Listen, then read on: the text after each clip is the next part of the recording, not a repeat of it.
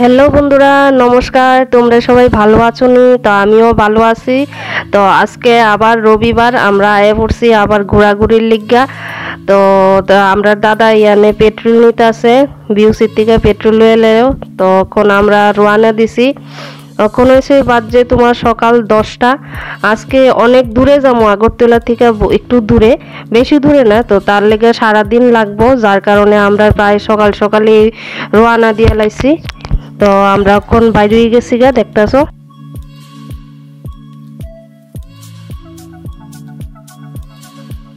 আমরা আছে এখন আগরতলা হাইওয়েতে।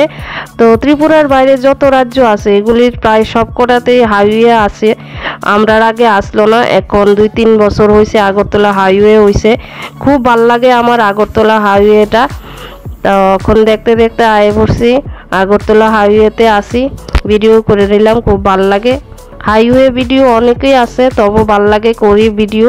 তখন আয়ে পড়ছি আমরা ত্রিপুরা ইউনিভার্সিটির সামনে। গাড়িতে বইতে বইতে বন্ধুরা আসলে বোরিং লেগে গেছে গা। তো যার লেগে একটু বান্ধবীর লগে এমনি একটু নাটাকুটা করতে আসি, কি করবো মা। তো নাটাকুটা করতে করতে ওখানে আমরা আয়ে পড়ছি বিশালগড়। তো এখানে একটু দাঁড়াইছিলাম। এই দেখো বিশালগড়ের রাস্তা। তো এখানে পাশেই আছে একটা চা বাগান, খুব সুন্দর চা বাগানটা। হঠাৎ দেখলাম আমি এখানে সবাই আগমনী শ্যুট করতেছে। তো এই এই জায়গাটা করতেছে না, এর অপোজিট পাশের বাগানে করতেছিল। তো আমরা রোড ক্রস করে আর গেছি না।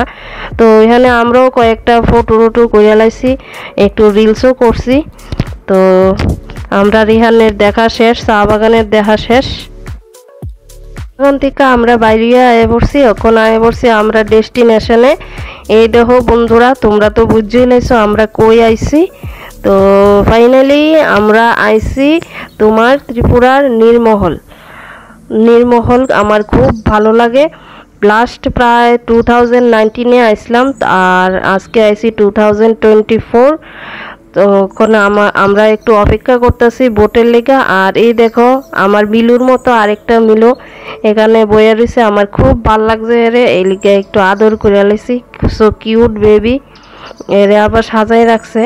তো তো দেখি অন বোট কোন সময়ে বোট আইলেই আমরা বোটে উঠা উজামোগা। 15 মিনিট পরে বোট আইছে। তো এই দেখো অবস্থা, বন্যার কারণে আমরা ত্রিপুরা রাজ্যে লাস্ট আগস্ট মাসে যে বন্যাটা হয়েছিল, যার কারণে এই রৌদ্রসাগরের ফেনাগুলি সামনে আয়ে পড়ছে। বোটেরও আইতে অনেক অসুবিধা হয়েছে। তবে এখন আমরা বোটে উঠতে পড়ুম, দেখি কতটুক জল আছে রুদ্রসাগরে আজকে দেখা যাইব। অবশ্যই ভালো জলই থাকবো। তো আমরা এখন উঠে গেছি গা বোটের মধ্যে, দেখতেছ প্রচণ্ড গরম ফেলাইছে, যার কারণে তোমরা দাদা ভাই আসলে ভিডিওর মধ্যে আইতে রাজি না। তুমি জোর করে লইছি, কিছু করণের নাই। এক লগে যখন আইসে ভিডিও তো করতেই হইব, দেখাইতেই হইব, তাহলে তোমরা কেমনে বুঝবা। তো বোট তো চালু করে দিছে, দেখতেছো এই যে।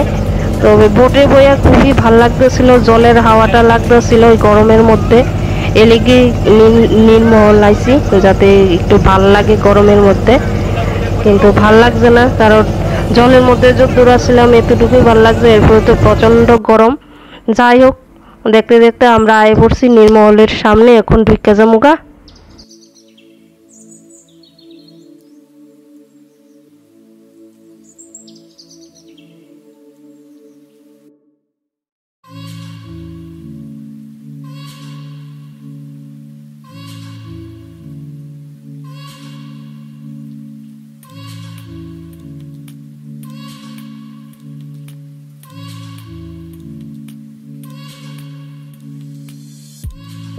আয়ে পড়ছি এখন নীরমহলের ভিতরে।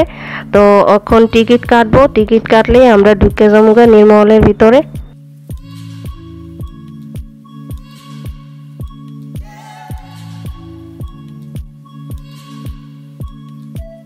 কাটতেছে তোমরা দাদা ভাই, আর আমি এখানে একটা ভিডিও করে লাইছি এই কতটুক টাইম পর্যন্ত নীরমহলে প্লেস ওপেন এবং ক্লোজিং টাইম, এখানে কার কতটুক প্রাইস লাগবো, adult with camera, video shoot, photoshoot এগুলো।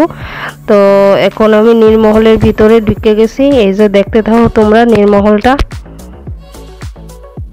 নীরমহল কথার অর্থ হলো জলপ্রাসাদ, আর এটি ত্রিপুরা রাজ্যের মহারাজা বীরবিক্রম কিশোর মাণিক্য বাহাদুর রুদ্রসাগরের মধ্যে, এই মেলাঘরে রুদ্রসাগরের মধ্যে 1930 সালে এই মহলটা করণ শুরু করছিলেন এবং 1938 সালে গিয়া এটা সম্পন্ন হয়েছে।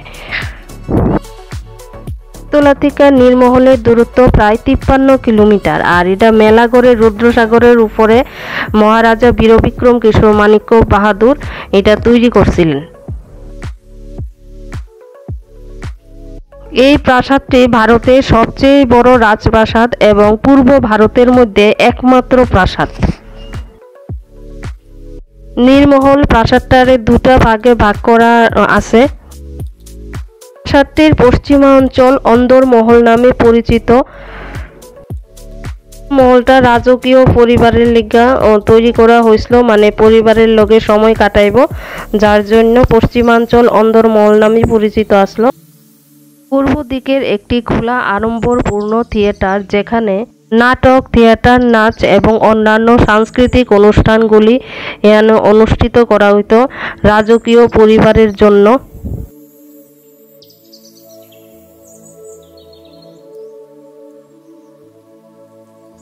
এখন আয়ে পড়ছি আমরা নীরমহল প্রাসাদের কক্ষের ভিতরে। তো নীরমহল এই রাজপ্রাসাদের মোট 24টা রুম আছে।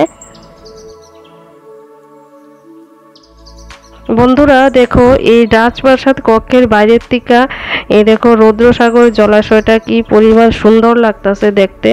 এই বন্যার কারণে দেখো এই ফেনাগুলি যদি না পড়তো তাহলে আরো অনেক ভাল লাগতো। এই দেখো, আমার তো খুব ভালো লাগছে। এখানে আইতে আইতে আমরা আয়ে পড়ছি প্রমোদ গৃহ, যেখানে লেখা আছে প্রমোদ গৃহে রাজা তার মন্ত্রী ও ঘনিষ্ঠ বন্ধু বান্ধবদের সাথে এখানে আনন্দ করতেন। তো এটা আসলো তোমার প্রমোদ গৃহ, যেখানে আনন্দ ফুর্তি করতেন তারা মহারাজারা। দেখো লেখা আছে ড্যান্সিং রুম, মানে নাচ গৃহ, নাচের কক্ষ। এই ছিল বেডরুম, শয়ন কক্ষ, এই যে দেখতে পাচ্ছ।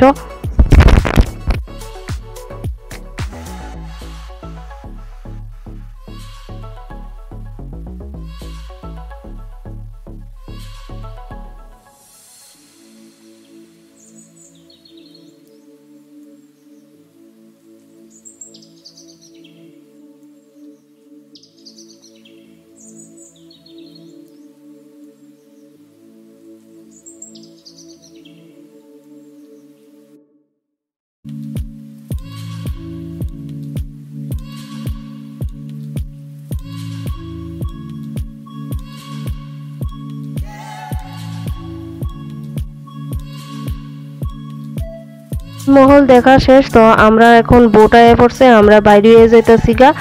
তো বন্ধুরা গরমের কারণে আমার উপরে যাইতে দিছে না তোমরা দাদাভাই, যার লেগে আমি উপর দিক থেকে আমি ভিডিওটা করতাম পারছি না। নেক্সট টাইম আবার অবশ্যই ট্রাই করুম তোমরা লেগা, এবং আমারও নিজেরও দেখতে আমার অনেক ভাল লাগছে না, অনেক কমই রয়ে গেছে। তো যাই হোক বন্ধুরা, তোমরা আজকের আমার এই ব্লগটা কেমন লাগছে প্লিজ আমারে কমেন্ট করো, আমারে সাবস্ক্রাইব করো, please follow my Facebook page, please subscribe my YouTube channel. Thank you. তোমরা সবাই ভালো থাকো, সুস্থ থাকো, টাটা, বাই বাই।